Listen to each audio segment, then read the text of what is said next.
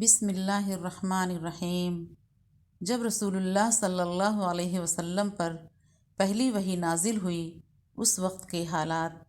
نبی کریم صلی اللہ علیہ وسلم پر وحی کا ابتدائی دور اچھے سچے پاکیزہ خوابوں سے شروع ہوا۔ آپ صلی اللہ علیہ وسلم خواب میں جو کچھ دیکھتے وہ صبح کی روشنی کی طرح صحیح اور سچا ثابت ہوتا۔ پھر من جانب قدرت آپ صلی اللہ علیہ وسلم تنہائی پسند ہو گئے اور آپ صلی اللہ علیہ وسلم نے غار حرا میں خلوت نشینی اختیار فرمائی اور کئی دنوں اور رات وہاں مسلسل عبادت اور یاد الہی و ذکر و فکر میں مشغول رہے۔ جب تک گھر آنے کو دل نہ چاہتا توشہ ہمراہ لیے ہوئے وہاں رہتے۔ توشہ ختم ہونے پر ہی اہلیہ محترمہ حضرت خدیجہ رضی اللہ تعالی عنہا کے پاس تشریف لاتے اور کچھ توشہ ہمراہ لے کر پھر وہاں جا کر خلوت گزی ہو جاتے۔ یہی طریقہ جاری رہا یہاں تک کہ آپ صلی اللہ علیہ وسلم پر حق منکشف ہو گیا اور آپ صلی اللہ علیہ وسلم غار حرا ہی میں قیام پذیر تھے کہ اچانک جبرائیل علیہ السلام آپ صلی اللہ علیہ وسلم کے پاس حاضر ہوئے اور کہنے لگے کہ اے محمد پڑھو۔ آپ صلی اللہ علیہ وسلم فرماتے ہیں کہ میں نے کہا کہ میں پڑھنا نہیں جانتا۔ آپ صلی اللہ علیہ وسلم فرماتے ہیں کہ فرشتے نے مجھے پکڑ کر اتنے زور سے بھینچا کہ میری طاقت جواب دے گئی۔ پھر مجھے چھوڑ کر کہا کہ پڑھو۔ میں نے پھر وہی جواب دیا کہ میں پڑھا ہوا نہیں ہوں۔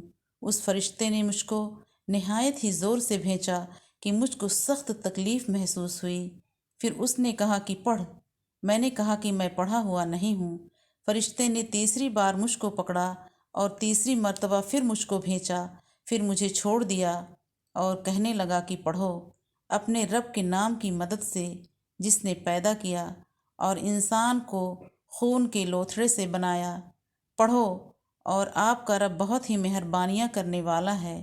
بس یہی آیتیں آپ صلی اللہ علیہ وسلم جبرائیل علیہ السلام سے سن کر اس حال میں غار حرا سے واپس ہوئے کہ آپ صلی اللہ علیہ وسلم کا دل اس انوکھے واقعہ سے کانپ رہا تھا۔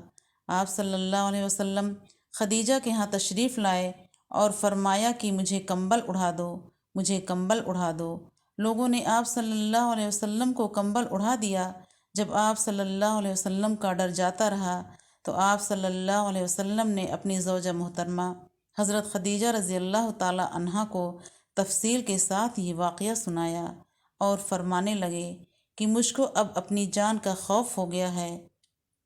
آپ صلی اللہ علیہ وسلم کی اہلیہ محترمہ حضرت خدیجہ رضی اللہ تعالی عنہا نے آپ صلی اللہ علیہ وسلم کی ڈھارس بندھائی اور کہا کہ آپ کا خیال صحیح نہیں ہے۔ اللہ کی قسم آپ کو اللہ کبھی رسوا نہیں کرے گا۔ آپ تو اخلاق فاضلہ کے مالک ہیں۔ آپ تو کنبہ پرور ہیں۔ بے کسوں کا بوجھ اپنے سر پر رکھ لیتے ہیں۔ مفلسوں کے لیے آپ کماتے ہیں۔ مہمان نوازی میں آپ بے مثال ہیں اور مشکل وقت میں آپ امر حق کا ساتھ دیتے ہیں۔ ایسے اوصاف حسنہ والا انسان یوں بے وقت ذلت و خواری کی موت نہیں پا سکتا۔ پھر مزید تسلی کے لیے حضرت خدیجہ رضی اللہ تعالی عنہا آپ صلی اللہ علیہ وسلم کو ورقہ بن نوفل کے پاس لے گئیں جو ان کے چچا زاد بھائی تھے اور زمانے جاہلیت میں نصرانی مذہب اختیار کر چکے تھے اور عبرانی زبان کے کاتب تھے۔ چنانچہ انجیل کو بھی حسب منشائے خداوندی عبرانی زبان میں لکھا کرتے تھے۔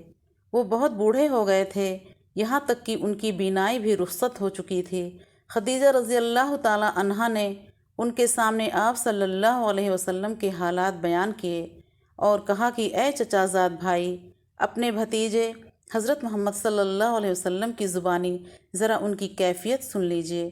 وہ بولے کہ بھتیجے، آپ نے جو کچھ دیکھا ہے اس کی تفصیل سناؤ۔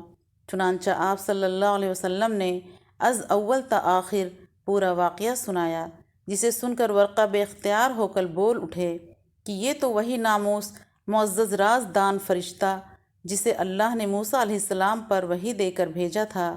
کاش میں آپ کے اس عہد نبوت کے شروع ہونے پر جوان عمر ہوتا۔ کاش میں اس وقت تک زندہ رہتا جب کہ آپ کی قوم آپ کو اس شہر سے نکال دے گی۔ رسول اللہ صلی اللہ علیہ وسلم نے یہ سن کر تعجب سے پوچھا کہ کیا وہ لوگ مجھ کو نکال دیں گے، حالانکہ میں تو ان میں صادق، امین اور مقبول ہوں؟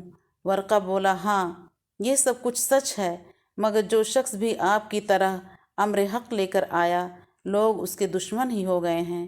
اگر مجھے آپ کی نبوت کا وہ زمانہ مل جائے تو میں آپ کی پوری مدد کروں گا۔ مگر ورقہ کچھ دنوں کے بعد انتقال کر گئے، پھر کچھ عرصہ تک وحی کی آمد موقوف رہی۔